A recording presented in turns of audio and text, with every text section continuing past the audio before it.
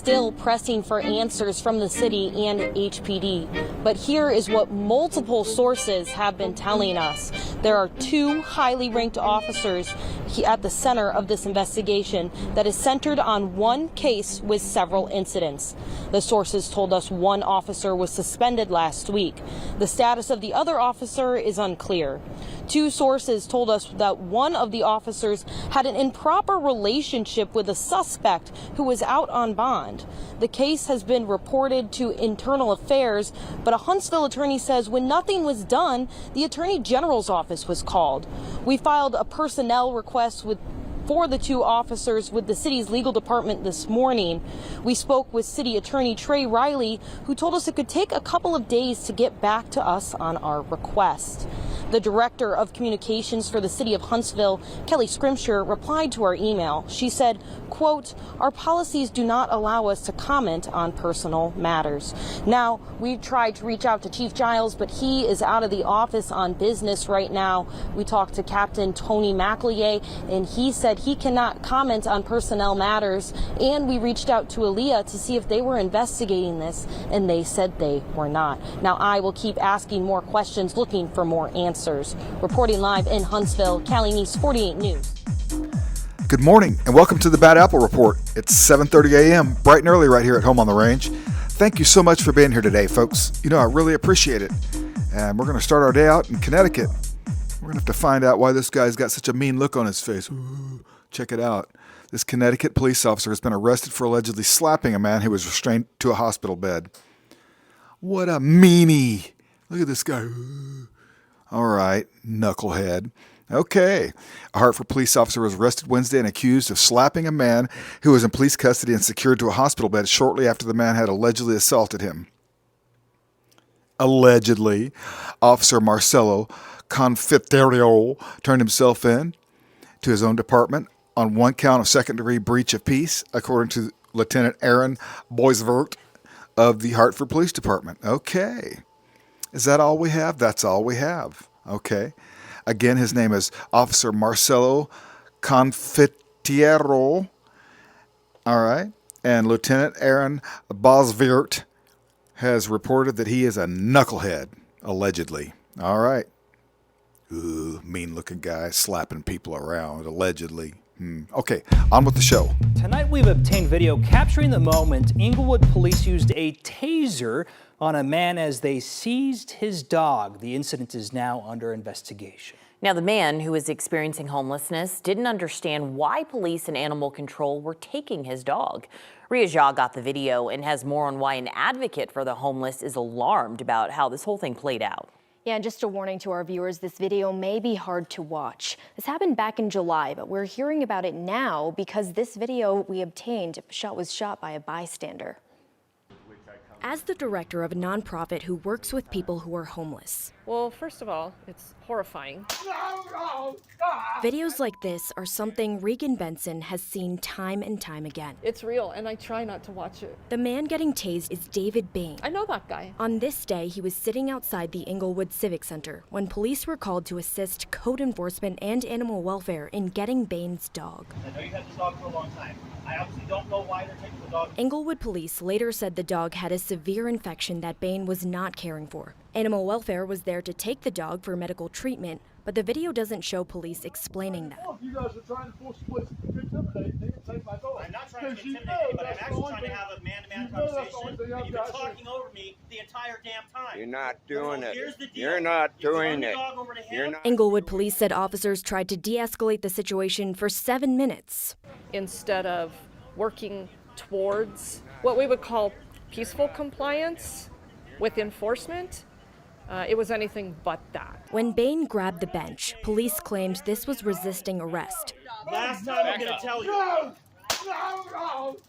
Which led to the officer tasing him. Somebody help me, please. Somebody, I'm going to tase you again if you don't put your hands behind your back. And as he's down there just taking his dog and the dog stops to turn around and look, I can't watch any more of that. While David is not a saint, while David is not doing right by that dog, this is unwarranted. period. The officers involved in this incident are under an internal affairs investigation, but are still on active duty. Benson says it's nothing she hasn't seen before. He'll remain on active duty. He won't receive any discipline. He'll be emboldened and empowered to go out there and do the same thing. In a long statement, police say they warned the dog owner days earlier about the dog needing urgent care. The owner was arrested for animal neglect and resisting arrest. As for the dog, he was treated at the Humane Society and is now back with the owner. Police say they're gathering more video evidence and are expediting this investigation. Ria Cha, 9 News. Sticking now with I-Team 8, a lawsuit claims members of law enforcement are illegally confiscating cash found in packages at the FedEx hub at the airport. I-Team 8's Cody Fisher speaks with one of the people who had their cash taken. A jeweler in California says one of their customers wanted to pay them in cash, so they put money into a box and shipped it through FedEx. When that box was here at this facility near the airport, the jeweler says IMPD illegally took the box and the more than $42,000 in cash inside. I didn't do anything wrong. Just a straight business. There's a legit business. So I don't know why they're holding my money. When the package with his money came through this facility, an IMPD officer deemed it suspicious because it was taped in a certain way. They took it away and had a drug dog sniff it. The dog alerted that there were drugs in the box. When they opened it and found the money, they seized it. One of the problems is that suspicious characteristics can be completely innocuous, like taping all the sides of a box, which is exactly what FedEx advises its customers to do. A drug dog alerted to it, which is not uncommon when there's money involved because so much money is tainted with the scent of drugs. No drugs were actually found in the box, but the Marion County Prosecutor's Office still filed to seize the money, saying it must have been the proceeds of a crime. Indiana can't be taking money from packages simply because they pass through Indiana. Without any tie to Indiana crimes. Cheng's lawyers say he is not alone. They're currently expanding this lawsuit into a class action against the prosecutor's office and the state. There are hundreds of examples of people that this has happened to. Is it essentially like the Marion County prosecutor's office is using the FedEx facility as their own little piggy bank? Essentially, it's like a money growing on trees. It's money flowing on conveyor belts in packages, and they find it, take it, and keep it. And most of the time, people just don't contest the forfeiture because the property owners are out of state. It costs money to contest forfeiture in court, hire an attorney, and often the amount of money that they'll lose is less than or about the same as what it would cost to fight to get it back. Marion County Prosecutor's Office said they cannot comment on pending litigation against them. The State Attorney General's Office said in a statement, the Attorney General always seeks to see justice being served. To that end, officers obtained a search warrant by a court, and the parties were served to demonstrate their lawful interest in the cash seized. We expect that the court will weigh the competing interests and determine whether the cash can be lawfully retained. Cheng wants his lawsuit to change how Marion County seizes cash from packages at the FedEx facility. They can apply the law to the criminals, but do not abuse the law to the law-abiding citizen, like myself. The next court hearing for this lawsuit is next month. For ITV 8, I'm Cody Fisher. For Wish TV, wishtv.com, and follow us on Facebook for updates. What I would like to do, if you're comfortable with it, is to put you through some field sobriety exercises to make sure that you're not intoxicated. No, I'd be happy to do that. Okay. But I will tell you, I have done nothing wrong, except for 2 people who cut me off. Breaking news, you are watching new dash cam video of Naples police arresting the city's mayor for DUI. Thank you for watching NBC2. I'm Peter Bush. Witnesses told police that Mayor Teresa Heitman was driving drunk behind them last night on 3rd Street, followed them home all the way to 16th Avenue South, and even did some damage to their front lawn. NBC2's Sarah Mankiewicz is in Naples tonight walking us through this brand new video. She was literally almost running into my Jeep and followed me home. You're listening to the moments a Naples family calls 911, saying the mayor was driving drunk Wednesday night. Why did you follow us home? Why did you pull into our grass? No, we didn't. We're driving down 3rd Street and we saw you slam on the brakes and give yourself a headache because you almost ran us over. You can hear Mayor Teresa Heitman in the background, denying she did anything wrong. Are you guys outside? Then why did you come here and... Well, the mayor stopped here at this house along 16th Avenue South, but the homeowners say she actually hit their mailbox and then told them that it wouldn't matter if they called 911 since she's the mayor. I don't know. She's claiming to be the mayor. I don't know who she is. She just drove. She's drunk, and she just drove on our lawn. But once Naples police officers showed up, she wanted to be a regular person. Don't call me mayor. Okay. I am Teresa Heitman right now. Okay.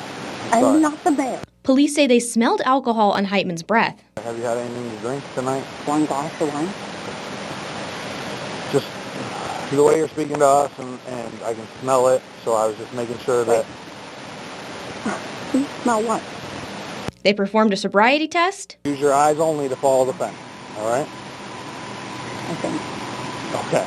You ready? I'm sorry. It's okay. I've never been to this before. Okay. Okay.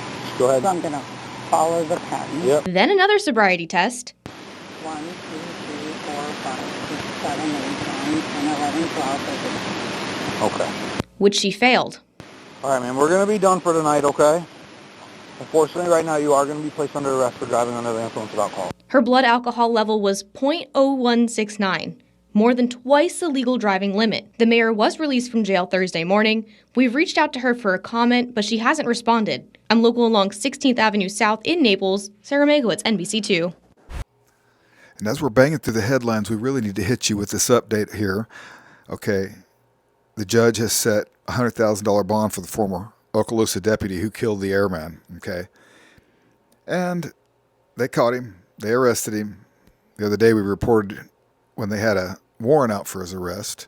He was on the run. No, just kidding. He was never on the run. That's mean. I shouldn't say anything like that. He looks upset, and that's what we're here for.